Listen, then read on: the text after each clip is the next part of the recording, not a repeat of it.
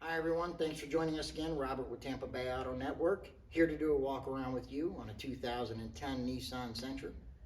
The point of our walk arounds is transparency, showing you the things that will not show up in our 100 high definition photos located on our website.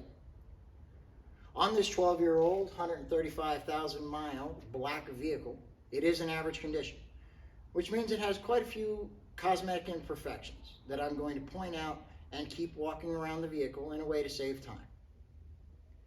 We could have fixed these imperfections, but it would have driven the price up, and we wanted to offer an affordable, economical, and reliable vehicle that will serve someone very well. That being said, if you'd like to see those photos, you can scroll down. They're located below this video.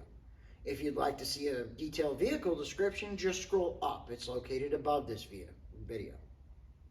If you're on our YouTube page and would like to see those, plus get a free CARFAX report, view the original Windows sticker, get financing options, or a shipping quote for anywhere in the country, visit TampaBayAutoNetwork.com. At the end of the video, we'll allow you to hear the engine running on this Sentra. Now let's get to that walk around. Hey, looking at the Sentra, I'm going to point at things as I talk on this walk around to limit time and to talk to you about it, because there's quite a bit to point out that won't show up in our photos. All of this could have been fixed. The love bugs here on the front bumper and the chips on the hood, but affordable, economy, reliable vehicles are really tough to find right now. So we chose not to paint the front bumper, the hood, the mirror caps, door handles, and keep the price down. So this could be an affordable vehicle that's going to serve someone very well.